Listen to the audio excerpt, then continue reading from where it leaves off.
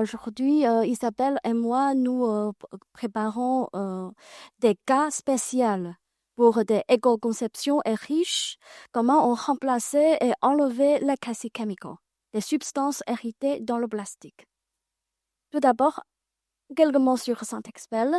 Saint-Expel est un centre de recherche du textile, plastique et composite. Créé en 1949, nous organisons vraiment sur l'axe industrie, ça veut dire sous la forme des membres des entreprises.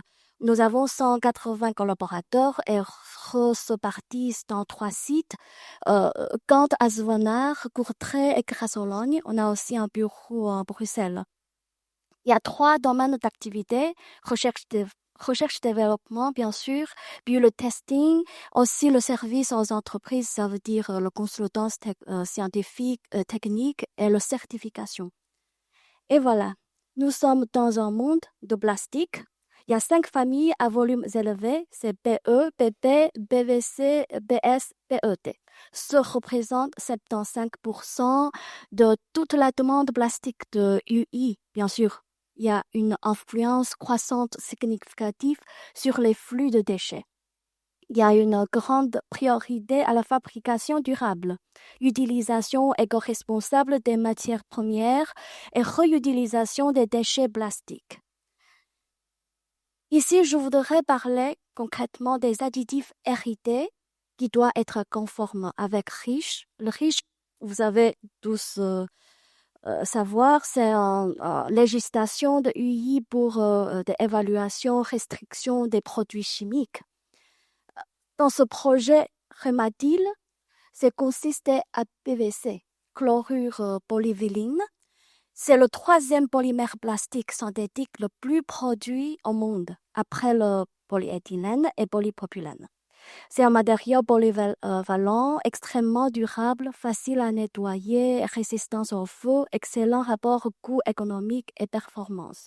Vous les trouvez dans les différentes applications comme les souples, dans le câble, le sol, et aussi les rigides, le cadre de fenêtre, le toiture, par exemple. Environ 40 millions de tonnes de PVC sont produits chaque année. Bonne nouvelle, c'est le PVC est bien adapté au recyclage. Il a le plus longue histoire de recyclage.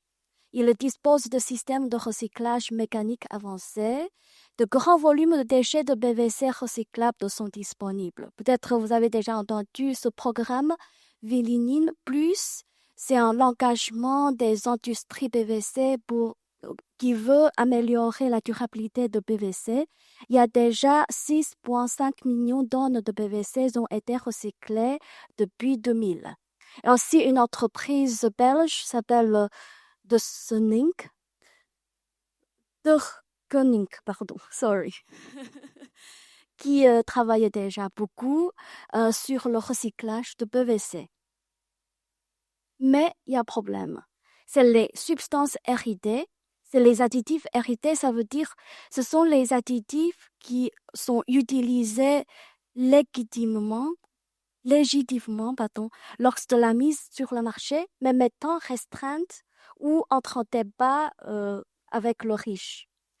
Et encore présente dans le flux de déchets maintenant. Le riche, en fait, fournit une fiche de données de sécurité entendue pour toute substance ou préparation contenant une substance extrêmement préoccupante. On appelle SVHC, c'est Substance Very High Concern. Les recycleurs doivent savoir si leur recyclage contient de SVHC au niveau supérieur à 0,1%. Il y a 2 types de substances. Stabilisant et plastifiant. Plus concrètement, plastifiant, en fait, c'est pour améliorer le PVC, certaines caractéristiques, la souplesse, la tenue au choc, la température, et aussi faciliter la mise en œuvre. Souvent, on utilise des phtalates de faible poids molécules, comme le PEHP, DBP, DIBP, BBP. Et l'utilisation de ces phtalates en Europe est limitée à certaines applications spéciales. Aussi, le deuxième, c'est stabilisant. et pigments, c'est des additifs à base de métaux lourds, des plombs, souvent des plombs cadmium. C'est pour garder la stabilisation quand on procédait le PVC. Euh, la, la stabilisation à la chaleur, souvent. En fait, ce stabilisant de plomb ont été progressivement éliminés depuis UI27, depuis 2025. Mais comme PVC est déjà à longue histoire, c'est encore présent dans le flux de déchets. C'est pour ça, à venir, législation concernant les additifs hérités peut empêcher le recyclage du PVC. C'est pour ça ce projet Romadil s'attaque vraiment à ce problème, à la présence d'additifs hérités en PVC en fin de vie pour les deux types d'additifs.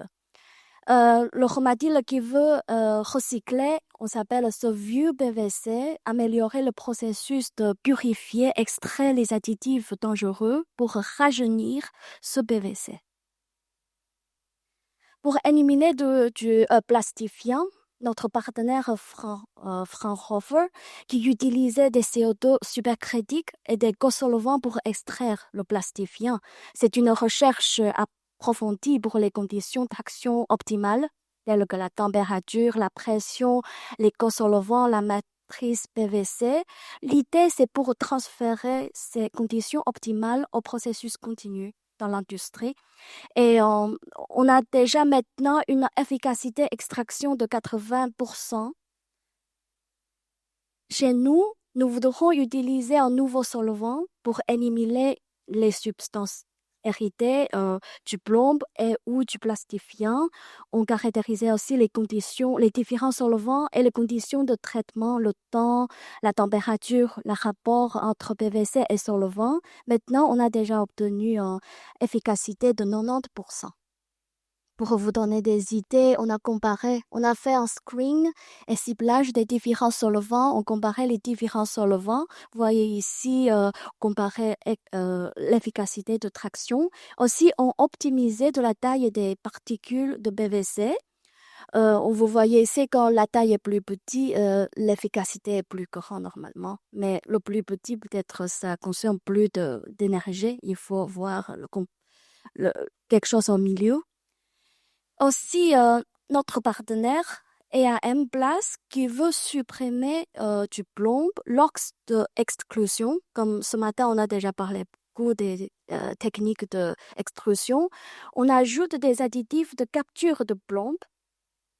C'est une synthèse semi-pilote pour obtenir du matériau d'absorption à plus grande échelle et un système de filtration à l'état fondu pour éliminer les additifs avec le plomb capturé.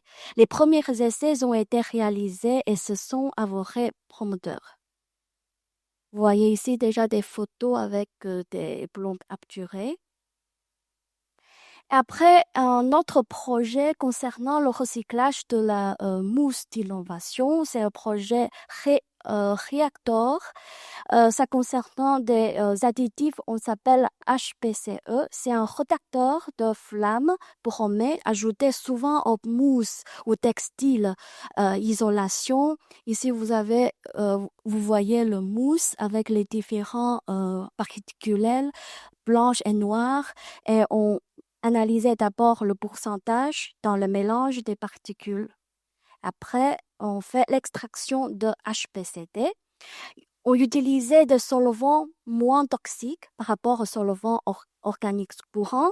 Il est moins volatile, plus sécurisé et se compose des composants naturels.